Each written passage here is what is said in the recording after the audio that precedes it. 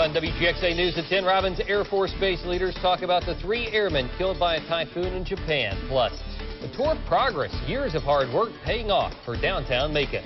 And give it a whirl. See the new rides at this year's Georgia National Fair that you won't find anywhere else. Don't go away. WGXA News at 10 is next. Good evening, everyone. I'm WGXA's Chief Meteorologist Jeff Cox. Another great day in central Georgia, a dry day. We had some fair weather clouds floating through the area. Same goes for tonight up north and east towards Monticello, Eatonton, and Sparta. But bottom line, no rain-producing clouds, and that went in line with our forecast, so we're happy with how things panned out. It was a warm day. Folks, we made it to 90 in Macon. That's the first time we've had a 90 in October since 2006. But tonight, cooling quickly. Upper 60s in Macon, low 70s in Warner Robin. It's 69 in Forsyth, 71 Milledgeville, 68 Dublin, 71 Eastman, close to the mid-70s for Montezuma and Butler. For those of you heading off to school tomorrow, here's our school day forecast. We'll start you out in the morning at the bus stop with temperatures in the mid-60s. We'll be in the low 80s around lunchtime, mid-80s for the afternoon ride home. I'm already tracking our next chance of rain, find out when it arrives. We'll look at the 7-day as well. That's coming up in about 10 minutes, but the news starts right now. Now, news that works for you. This is WGXA News. Good evening, and thanks for watching WGXA News at 10. I'm Amir Jacobson. And I'm Raymond Tubb. Well, tonight, the Air Force and family members are mourning the loss of 3 Robins airmen who were swept into the ocean during a typhoon in Japan. Rescuers found the last victim's remains today. WGXA's Malcolm Johnson was at Robins Air Force Base as commanders spoke for the first time about the men that they will miss so much. We found out Sunday that these waves claimed the life of 51-year-old Master Sergeant James Swartz. He had 33 years of military service, of which 28 of those were in the 116th. On Monday, it was reported a second body was found, 27-year-old Staff Sergeant Joshua Shonoff. He was recently recognized as the 461st Maintenance Group's Maintenance Professional of the Year. On Wednesday morning, Japan time, members of the Kadena Air Force Base and Japanese Coast Guard recovered 34-year-old David Pascal. Master Sergeant Pascal was a leader, and he had been on our wing and served 11 years in the military. The 3 men who worked together in a jet propulsion shop were found along the coastline. From the 116th standpoint, we lost 2 of our best. It's a terrible loss. Typhoon Typhoon didn't hit Okinawa, but passed by several hundred miles north of the island. The warnings on the island were clear. While the waves were still high, there was no significant onshore warning. There were some offshore warnings. With the storm out to sea, the airmen took their day off to tour the island. Both men that died in the 116th Air Control Wing had a deep family connection to the Air Force. Senior Master Sergeant Swartz does have a young lady, his daughter, who's in our unit. Master Sergeant Pascal's father retired from our unit. All 3 men leave wives and children behind. It's those families, both colonels say, are receiving the most attention and support as they continue to deal with their loss. Malcolm Johnson, WGXA. Each family is assigned a member of the military, and it is that person's responsibility to handle anything that the families need. There will be a funeral for Joshua Shonoff this Saturday at the Shirley Hills Baptist Church at 11 a.m.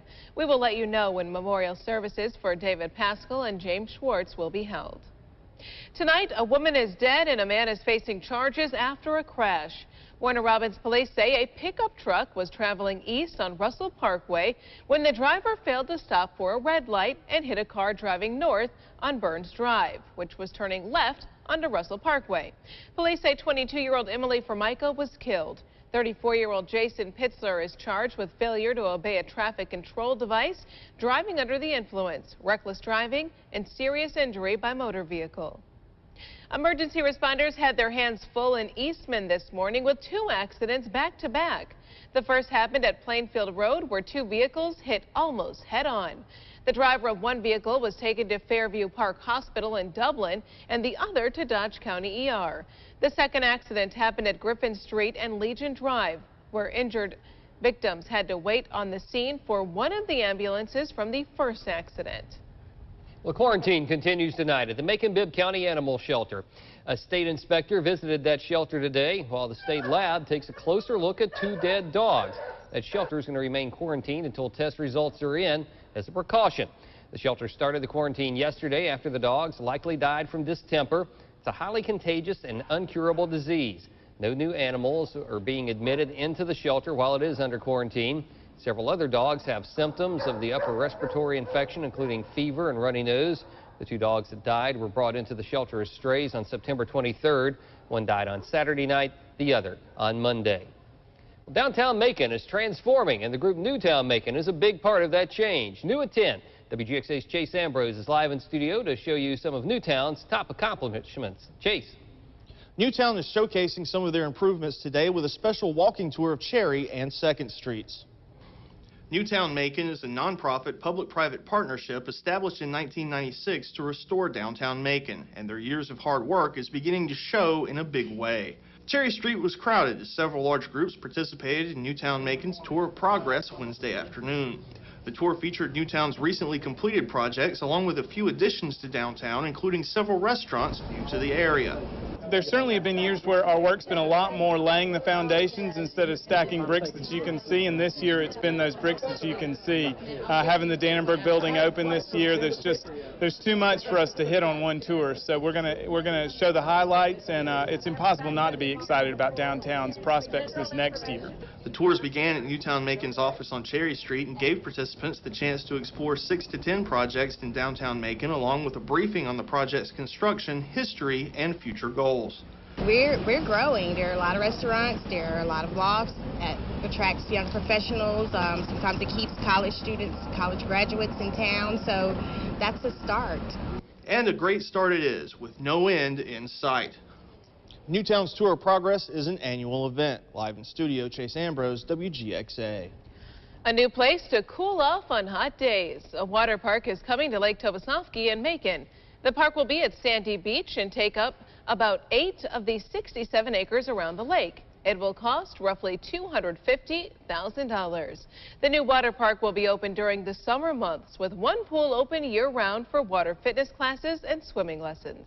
One of the biggest things for Parks and Recreation and Macon-Bibb County as a whole is, as we look at the new consolidated government, what can we do to really change the image of Central Georgia and Macon-Bibb County? And that's drawing new money into our community, having large assets, bringing tournaments into Middle Georgia, something we haven't really been able to do in the past. And this water park is one of the biggest items, the beginning of the change that's coming to Central Georgia as we look at some generational changes and some great positive things in our community. Opening plans are set for spring of 2015. And that brings us to our web poll results. In our 5 o'clock newscast, we asked you, do you think a water park will be successful at Lake Tovasovsky? 69% of you said yes, 31% of you said no. Well, if you want to go in a top business school or go to a top business school, you don't need to leave Macon. Mercer University's Eugene W. Stetson School of Business and Economics appears among the pages of the Best 296 Business Schools Guidebook, released in Princeton's review. The review ranked schools in top 10 categories. Mercer's SSBE ranked number 5 for providing the greatest opportunity for minority students. This comes after ranking top 5 multiple years for providing the greatest opportunity for women. Well, the Georgia National Fair has something for everyone: animals, food, games, and even unique rides. WGXA's Angie Regal takes a look at the thrills that you will only see at the fair. There are more rides than ever before at the Georgia National Fair. 7 additions to the Midway Park, even exclusive rides you can only enjoy at this fair, like the air race. It came all the way from Italy. I liked it a lot because it started spinning really fast, and then it started going the other direction really fast, and then the loud music too. If it's thrill you want or something more relaxing, the Georgia National Fair's got you covered with more than 70 rides. And if rides aren't your thing, there's new fun houses you can explore. Whatever you like to do, Richard Reithofer, the CEO of Reithofer Shows, says it's all here. I have rides here for the smallest kids to teenagers and young adults that will thrill the heck out of them, and then I have some for the adults to ride that can get on and have a nice gentle ride and enjoy them. Reithofer Shows has been entertaining at the fair since it started 25 years ago. I play fairs from Florida to Canada and back, and there is no finer fair than the Georgia National Fair. There's roller coasters too, like the Wild Mouse that took 6 tractor trailers and a 150-ton crane to bring it to the fair. The Super Himalaya is a fan favorite. It's one of the fastest rides at the fair. Another thriller is the Stinger. It also came from Europe and debuted at the fair just a few years ago. DJ says his day is full. Gonna ride on more rides, try to figure out which one's the best. Well, tomorrow and Sunday are armband days. For only $20, you get unlimited rides. That's a great deal. That is. And Friday and Saturday are ticket days. The more tickets you buy at one time, the bigger discount you're going to get. Well, major airports, including Atlanta, are going to help stop the spread of Ebola. Next at 10, we're going to tell you about their new screenings as doctors treat a patient who stayed in the same apartment as Thomas Duncan. Plus, see the extra training that healthcare workers are getting to deal with the Ebola crisis. No rain today, and I suspect the same will happen tomorrow. There is rain in the 7-day. We'll talk about that. And while the Atlantic basin is quiet, the tropics are hot with activity in the Pacific. We'll look at a terribly strong typhoon coming up next.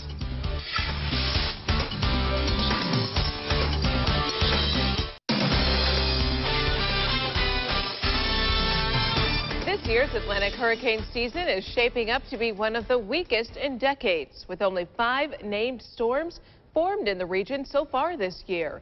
That is the fewest named storms formed during a single season in the Atlantic since 1983, when there were 4.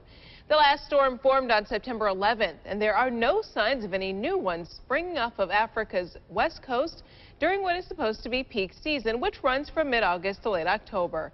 A typical hurricane season has 12 named storms, 9 of them hurricanes, and 3 of those major. This year has seen 5 named storms. 4 grew into hurricanes, 1 of them major.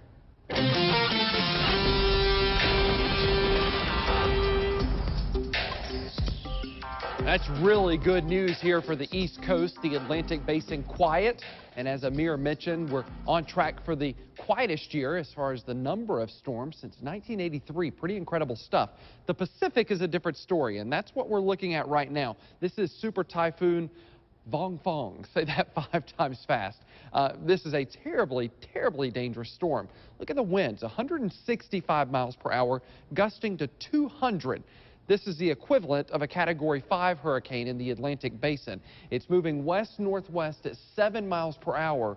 So those in between Taipei and Okinawa are watching this. And of course, Okinawa has been in the news because we lost those Robins Airmen there from the typhoon that was before and ahead of Vong Fong. So this is a story I'll be monitoring closely, but a textbook typhoon here with a wind gust of 200 miles per hour. Incredibly scary stuff.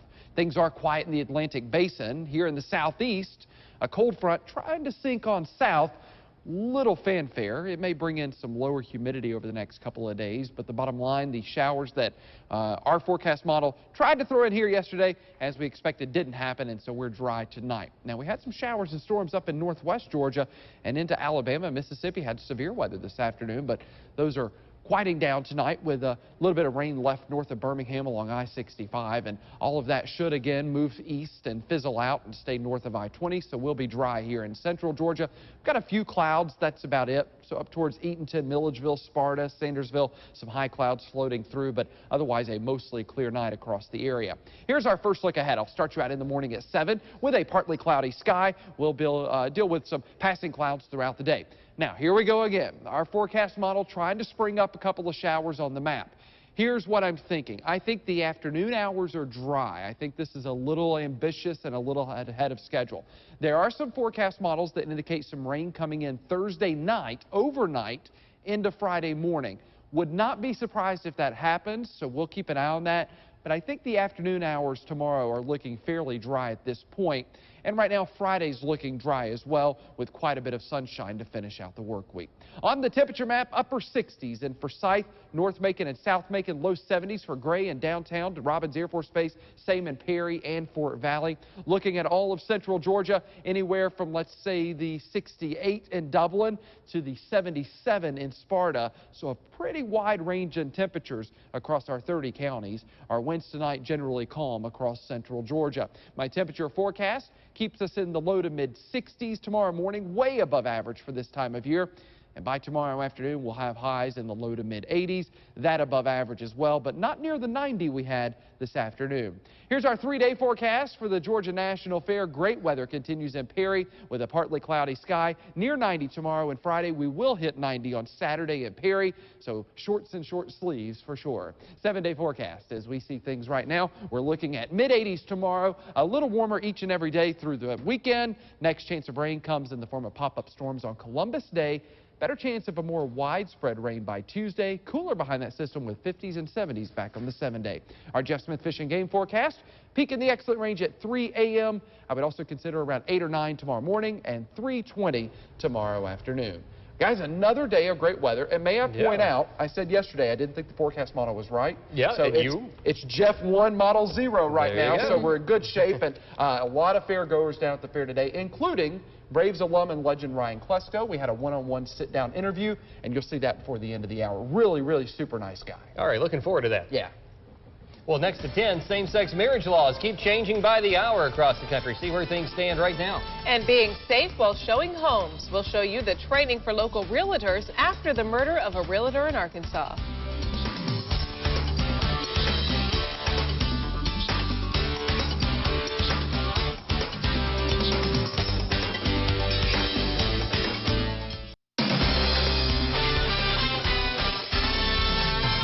The Ebola virus has died in Texas as the U.S. announces new efforts to screen for the deadly virus at some airports, including Atlanta's Hartsfield-Jackson Airport. George Howell has new details tonight about another patient with signs and symptoms of Ebola. Today, we are deeply saddened by the death of the patient in Dallas. Thomas Eric Duncan, the Liberian man who was diagnosed with Ebola several days after arriving in Dallas, Texas, died Wednesday morning. Duncan had been in critical condition and was isolated at a local area hospital. Duncan was the first man to be diagnosed with Ebola in the U.S. Meantime, health authorities in Dallas are monitoring a new patient who may have been exposed to the Ebola virus. The patient went to a care center in Frisco, Texas. He's said to have been inside the apartment where Duncan stayed before he was hospitalized. Health workers at the care center had him transported to the Dallas hospital that treated Duncan. The federal government is taking new measures to try to keep other infected patients out of the U.S. Some airports will start conducting separate screenings for travelers arriving at U.S. airports who are coming from West African countries where Ebola is prevalent. But the White House insists the best screening takes place before a plane lands on U.S. soil. Preventing individuals who are already exhibiting symptoms of Ebola from boarding a plane in the first place is the most effective measure that will counter and has countered the spread of Ebola. So far, more than 3,800 people have died from this current outbreak, according to the World Health Organization, and more than 8,000 have contracted Ebola since March. In Atlanta, I'm George Howell reporting. New tonight, healthcare workers are training in Alabama to better respond to the Ebola outbreak. As Robert Richardson reports, the first group is ready to head to West Africa. A vacant concrete patio that looks like an outdoor smoking area at an office park was full of cots, mannequin patients, and pet food serving as fake vomit. The people who have been to West Africa look at our facility here and say, this reminds me of the facility that I worked in West Africa.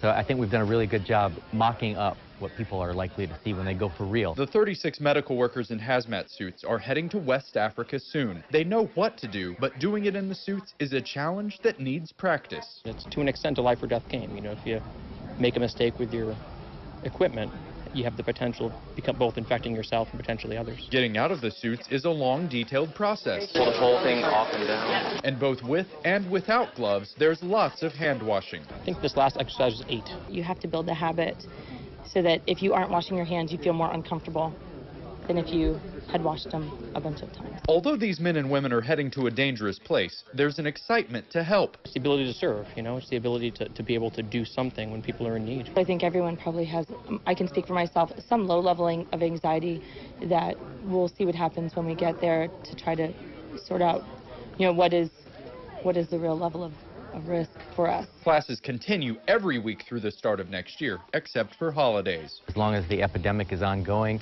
and there is a need for trained healthcare workers, we're going to run this course.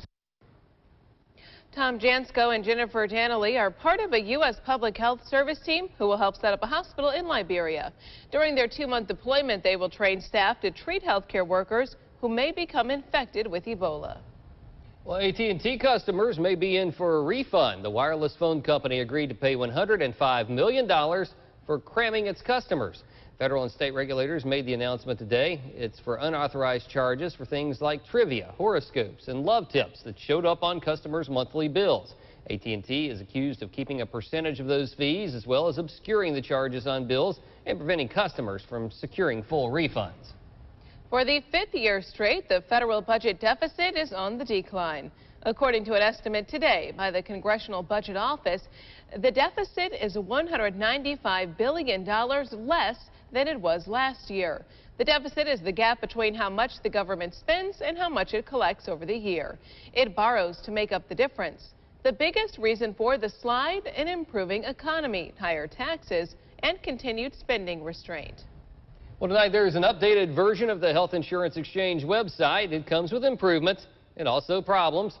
The new healthcare.gov is more streamlined for people signing up for the first time and works on mobile devices. But there are some problems with the Spanish language version because some words are not translated correctly. Also, returning customers have a short time frame to update their financial information.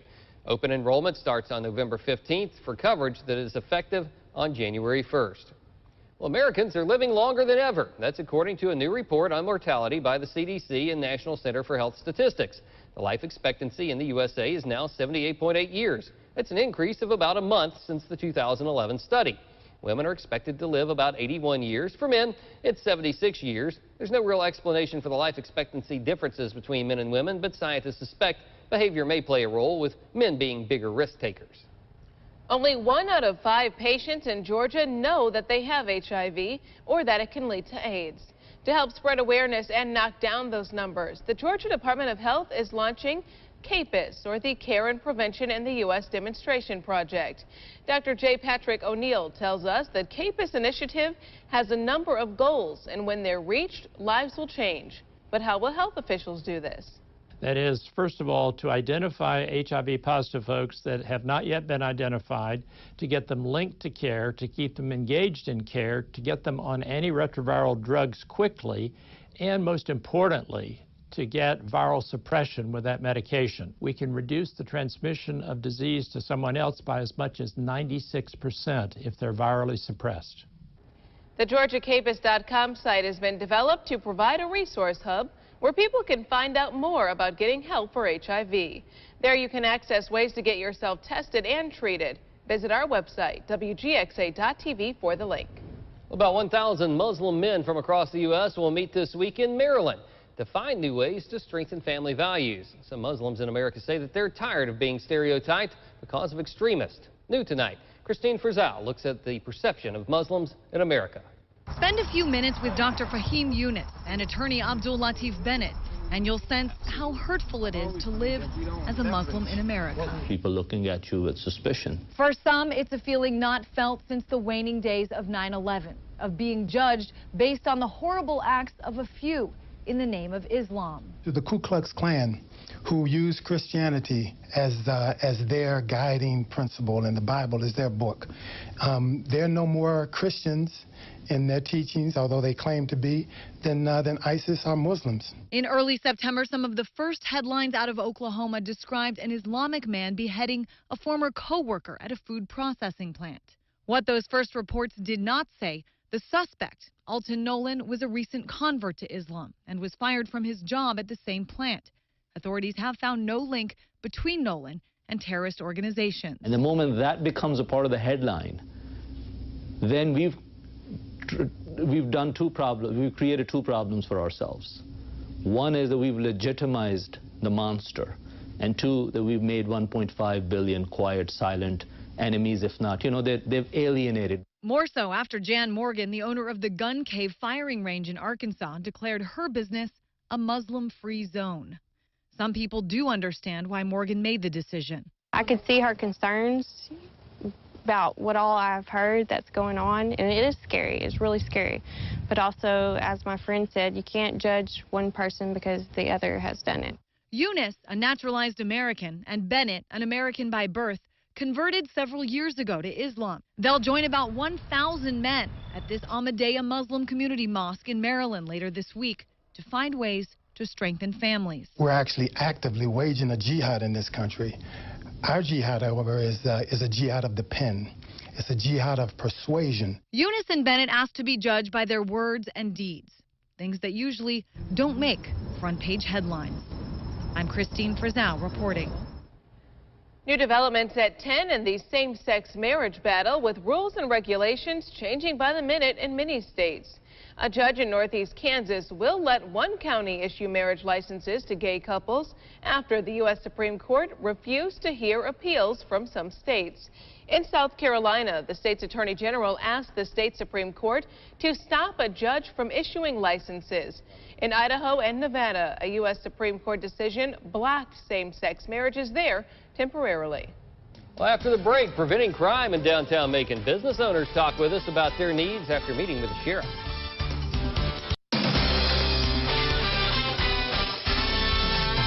New at 10, Governor Nathan Deal is collecting money in the case of a December runoff against Democratic candidate Jason Carter. The two held a heated debate in Perry Tuesday night. New campaign finance reports show Deal collected about $125,000 in contributions, while Carter has $4,000. The money will be immediately available if neither candidate gets over 50% of the vote in November. The state is collecting more tax money than this time last year. Governor Nathan Deal says that Georgia collected $1.81 billion in net taxes in September. That's up from 5% from September of 2013. Georgia's individual income tax revenue is up over 7% from the same time period in 2013. Corporate collections are also up. Georgia and the federal government prepare to sign a final deal to deepen the Savannah Harbor after more than 15 years of studies, planning, and delays. Governor Deal announced the agreement today in Atlanta. It allows the Army Corps of Engineers to start dredging more than 30 miles of the Savannah River using $266 million in state money, with the federal government expected to contribute its share of the $706 million price tag later. The deeper harbor will allow larger ships carrying heavier loads to reach the port of Savannah. It's the fourth busiest U.S. container port. Dredging on the ocean off of Savannah's coast could begin by the end of the year. The project is expected to take about 5 years. Well, after the murder of Arkansas realtor Beverly Carter last month, realtors in Middle Georgia are now taking more safety precautions. Investigators found Carter's remains in a shallow grave days after she went to show a house and never returned home. Aaron Lewis admitted to kidnapping Carter, but then pleaded not guilty to capital murder. WGXA's Noel Saunders takes us to a realtor safety seminar in Macon. You have to be cautious, and you have to continuously think about it on a day-to-day basis. Essie Miller says she's not taking any chances when it comes to protecting herself on the job. Miller has worked as a realtor for 8 years, carrying a stun gun to work every day. Fortunately, I have not had to use it yet, and I hope I won't have to use it. But if I do, I'm prepared to use it. With the click of a button and as powerful as 1,000 volts, Miller's stun gun is her lifeline. As a realtor, we're very vulnerable to people taking advantage of us. Paige Slocum is showing realtors how to stay safe. Slocum's sister Jenny was murdered while riding her bike on the Silver Comet Trail in Atlanta 8 years ago. Our companies and, even our friends and our family can't be responsible for your safety. You're responsible for your own safety. Slocum urges realtors to have a plan of action. If you are not a target and you have a plan, you're safer than without. Slocum and law enforcement are showing realtors self-defense techniques. Realtors tried a 1-minute running exercise and learned some new moves. Steve Solomon, the president of Sheridan Solomon and Associates, says there's one rule all realtors should follow. We try to remind our people all the time to keep us aware of where they're going. If they're working with somebody they've never met before, property that maybe is vacant, these are times to take extra precautions. The Bibb County Sheriff's Office holds gun safety classes throughout the year and encourages anyone who works alone to participate. If you're going to have it and you may be forced to use it, we want you to be comfortable and knowledgeable of what you have, what it can do. The message is, be aware, know your plan, and know your weapon. Noel Saunders, WGXA. The Bibb County Sheriff's Office will be holding 2 gun safety classes October 20th and the 21st. Anyone is welcome to attend, but you must register. For more information, head to WGXA.tv. Keeping you safe while you work, play, and shop. Tonight, the Bibb County Sheriff's Office is teaming up with business owners in downtown Macon. They held a workshop to present data showing a falling crime rate. Sheriff David Davis says that people may think it's getting worse due to police presence downtown. He wants to make sure deputies are on hand and ready to respond if needed. Ricky Hill, who owns the Crazy Bull, attended the meeting. You know, one of the biggest things I'd like for the city to look at is maybe looking at where we could do some parking areas or some parking decks to get it to where you don't have to park so far away and walk to downtown. If we could find some areas like that. I know it's some vacant property that's out there, and I hear through the grapevine that there's some areas that they're looking at. But that would help more than anything is parking. Sheriff Davis says that business owners should work with other nearby businesses by tackling small problems before they get out of hand. Taking social studies lessons outside the classroom, students from Bibb County schools are learning about local government. Local students with the Macon Bibb GCAPS cohort joined the Chatham County Youth Commission from Savannah. The students are learning firsthand the roles and services that the consolidated Macon-Bibb County government provides. Savannah Mayor Pro Tem Van Johnson also spoke to the students today. To gain a better understanding of our city's government, and I hope that from this program I can maybe one day go into political science or maybe get a better understanding of what we do around here. Teaches students and young adults and youth about the government on all levels, especially the local level, which is something that a lot of people don't understand. They don't understand who they'll vote for or who they go to if they want anything done in their community. And I feel that that's a real shame, and any youth that are interested in anything like that or any careers in government should definitely get involved. The open forum also gave the students a chance to meet and get to know their own local leaders. The fair this year has autograph signings, new rides, new food, and new shows. There's also a new exhibit that lets you feed butterflies. There are nearly 200 butterflies of 4 different species, including monarchs, swallowtail, zebra longwing, and painted ladies. It's something new to do when you need a break from all those rides. Visitors dip a cotton swab in nectar, and the butterflies eat right from the cotton swab. You just let them smell it for a little bit, and then just scoop them right up on it. Get as many as you want, and have a blast. Admission to see and feed the butterflies is $2, and cameras are encouraged. Well, later tonight, former Braves player Ryan Klesko signed autographs at the Georgia National Fair. Hear what the former slugger thinks of the new Braves Stadium. But up next, a look at your forecast. Stay tuned.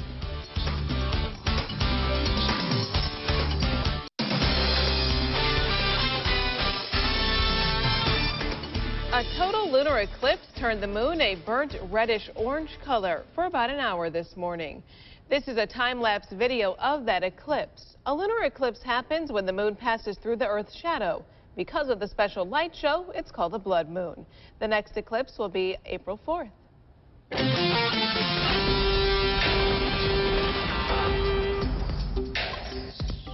And for once, our weather was conducive to good viewing of that cool event, the eclipse this morning. The peak time was at 6:55, and certainly an awesome sight. If you missed it this morning, like myself, you'll catch it again in April, as Amir mentioned.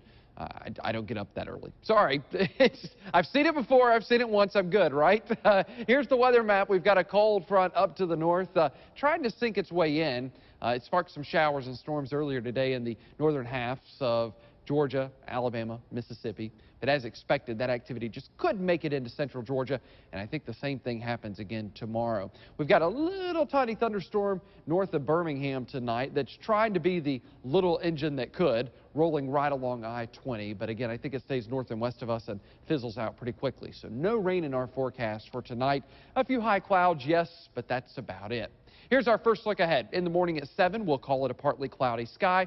By the afternoon, our forecast model is ambitious, we'll say, in developing some showers. I think the better chance is north of I-20, North Georgia certainly has the chance of a few rumbles of thunder tomorrow. Now, I will say that we have some forecast models that we use on a daily basis that bring in some rain opportunities tomorrow, but tomorrow night, so an overnight rain threat. So I just don't buy into the chance of a shower during the afternoon. I think we're dry, and we'll certainly keep an eye on that. And my colleague Stephen Shively will have the latest tomorrow morning at 7 a.m. right here on WGXA. Friday looks great, partly cloudy sky. Again, most of the unsettled weather staying to our north. On the temperature map, upper 60s in Forsyth, North Macon, Gray, and South Macon.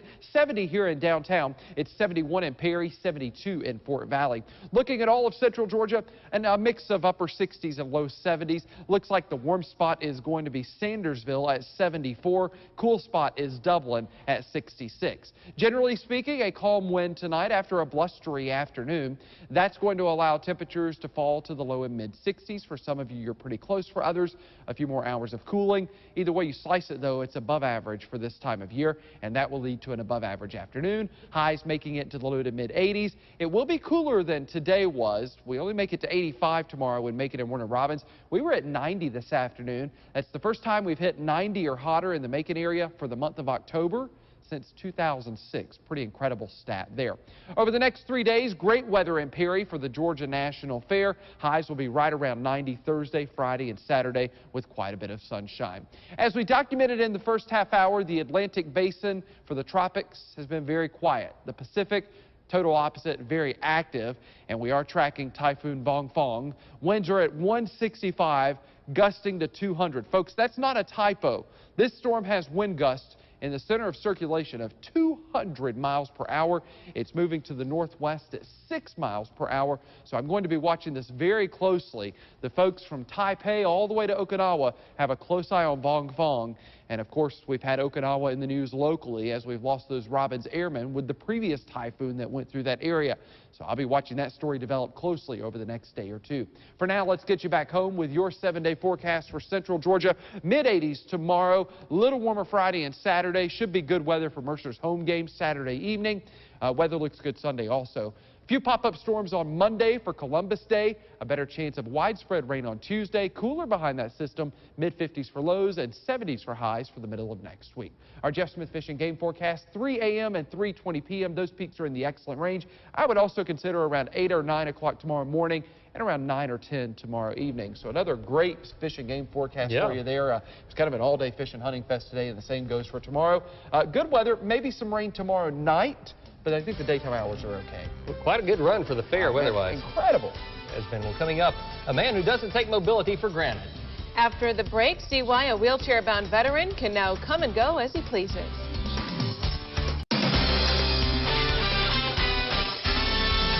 A 95-year-old veteran gets a much-needed wheelchair ramp in his Wisconsin home. As Brett Lamone reports, some students and a program made it possible. You can tell a true patriot lives here, but in a few months, you may not recognize the home owned by Torchy Dames. It's really amazing, you know, what happens. His neighbor and friend Dan Britton reached out to us on Sunday, explaining he had applied for a program offered through Home Depot that does free home repairs for veterans. Torchy needs a wheelchair ramp. This temporary one out back isn't up to code. All I wanted was the ramp, you know. Torchy waited for 5 months and nothing ever happened with Home Depot. After our report Sunday, DiscountRamps.com offered to build one. The outreach to him is, you know, at the age, 95 years old is rather spectacular. A Home Depot representative tells us through a series of miscommunications, Torchy's case simply fell through the cracks. Home Depot is now offering to make additional repairs to Torchy's home. We're terribly sorry for the confusion that occurred as we tried to plan a project to assist and honor Torchy. We're anxious to get this underway, whether it's siding or other work, and we've been touched to see similar enthusiasm from so many others in the community. The house is very special to Torchy. His father built it, and he's lived here since he was 2. I don't remember that, you know, at 2 years of age, kind of hot. But the generosity doesn't end there. Students from Oconomowoc High School's construction club, seen here building a home from the ground up, are volunteering to do interior work on the house. I think it's a very worthwhile thing for the students to take part in, especially with the gentleman being a vet. Comfort, mobility, and safety, all coming home from those in the community whose love burns bright for Torchy. It's wonderful to see that happen. Well, coming up after the break, former Braves player Ryan Klesko takes time away from the Georgia National Fair to talk to us. Find out what the former Brave superstar is up to these days. Plus, a final look at your forecast.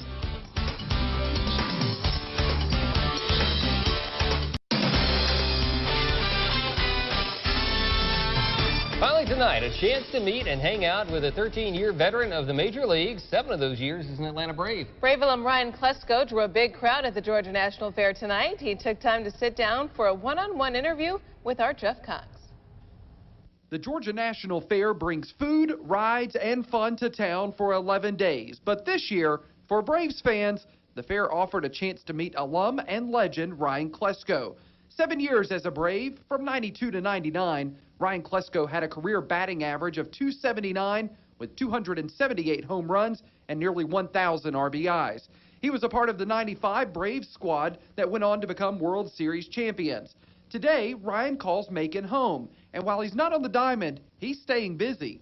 Building a new house and just staying busy with work. I got a bunch of extra businesses I've started. We got a children's charity that we've had for the last 15 years, working with sick children and their families, so we stay pretty busy. The Braves have been in the news a lot lately with a new GM and a new stadium down the road. For Klesko and other Central Georgia Braves fans, it's a longer trip, but he's excited about what's to come. It's moving to a really good part of the area, and Mike Plant's a really good friend of mine, and it's a really good business decision for the team. I think they're going to have a lot of success. And tonight's meet and greet was great fun and a chance to make memories for area Braves fans. That includes little Hunter Long. Well, he's one of my favorite ball players. Hunter's sister Brooklyn was pretty excited too. Are you going to tell all your friends about meeting Ryan? Yes, sir. What are you going to tell your friends? Gonna meet Ryan. And here at WGXA, well, we're kind of partial to Ryan too, and glad to have him as a viewer. I tell you what, back here in Macon, living right near here, you guys in Perrin, get to watch you do the news every night. There's only one thing left to say. Hunter? Go Braves! That's right, go Braves. There you go. I'll tell you, we sat down for several minutes with Ryan, and super nice guy, and he's here in Macon, so thank you for your time tonight, Ryan. And a huge crowd there for the meet and greet, and I know some memories made tonight. Little Hunter and Brooklyn, they really had a blast. And I'll tell you, a good guy, staying local, and good charity for children in the area as well. And once a Brave, those fans are always there to support you. And he's looking forward to 2015 between the new stadium and also the new management coming in. He's excited about next year. Be interesting to see how they build that team. It sure will. 7-day forecast to round out the show. We're talking warmth again tomorrow. How about the 80s the next few days on into the weekend? Maybe some rain late Thursday night into Friday, but the daytime hours I think are okay. It looks like our next good chance of rain is next week on Tuesday. Behind that, cooler next Wednesday with highs returning back to the 70s. We hit 90 today. Hard to believe we were at 37 just a few mornings ago, guys. I know. Welcome to October in Central Georgia. Up and down. It's all over the place. Yeah. Now, the Mercer game looks pretty good on Saturday afternoon. Yep, is that right? Saturday looks good. I think they're back in town, and weather looks good for Saturday. And high school football as well. Same thing. Looking good right now. All right. Well, thanks for joining us tonight. That's it for WGXA News at 10. And be sure to join us tomorrow morning with WGXA Morning News. Hey, check this out. A little bit from Iron Horse. They were on the stage tonight at the Georgia National Fair.